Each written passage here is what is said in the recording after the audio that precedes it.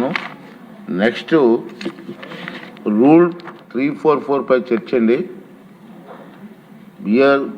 Doctor BR Ambedkar Konaseema జిల్లా central delta drainage వ్యవస్థపై జనవరిలో అభివృద్ధి శాఖ మంత్రి గారు ప్రకటన చేస్తారు. ఈ ప్రకటన చేస్తే వాళ్ళు ఏమంటే 1 hour క్వశ్చన్ చేస్తే. ధన్యవాదాలు అధ్యక్ష.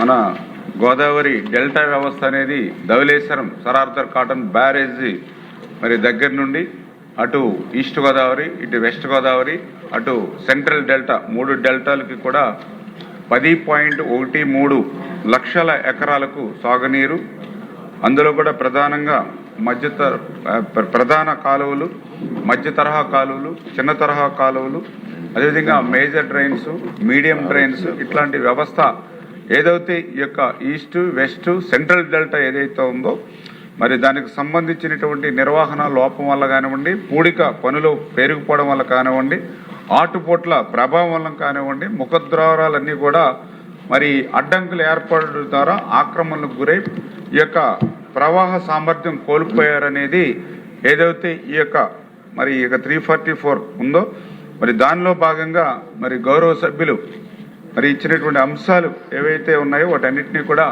ఈ ప్రభుత్వం పరిశీలించి అందులో కూడా ముఖ్యంగా ఈ యొక్క కోనసీమ సెంట్రల్ డెల్టాకు సంబంధించి 11 ప్రధాన డ్రైన్స్, అదేవిధంగా 21 మధ్య తరహా డ్రైన్స్, 143 చిన్న తరహా డ్రైన్స్ ఈ యొక్క కోనసీమ సెంట్రల్ డెల్టాలో ఉన్నటువంటి పరిస్థితి అధ్యక్ష. ఇందులో 789 కిలోమీటర్ల పొడవున దగ్గర 2 లక్షల ఎకరాల ఆయకట్టు ముంపు కాకుండా ఈ డ్రైన్స్ అన్ని కూడా ఉన్నటువంటి పరిస్థితి అధ్యక్ష. ఈ యొక్క డ్రైన్స్లో కూడా 2 రకాలు ఉన్నాయి. ఒకటి సముద్రంలో కలిసేటువంటి డ్రైన్స్, 2 గోదావరిలో నేరుగా కలిసేటువంటి డ్రైన్స్. ఈ యొక్క డ్రైన్స్ పర్టికులర్గా ఈ యొక్క సెంట్రల్ డ్రైనర్లో ఎఫెక్టెడ్ ముమ్మిడివరం, అమలాపురం, రాజోలు అంటే దిగువ నియోజకవర్గాలు, శివారు నియోజకవర్గాలు 2 రకాలుగా. ఒకటి ఈ యొక్క ఖరీఫ్ సీజన్లో ఈ యొక్క నీటి ముంపు గురై ఇబ్బంది పడడం, రబీ సీజన్లో నీటి ఎద్దడికి గురవుతున్నటువంటి పరిస్థితి ఈ ప్రభుత్వం గమనించినటువంటి పరిస్థితి అధ్యక్ష.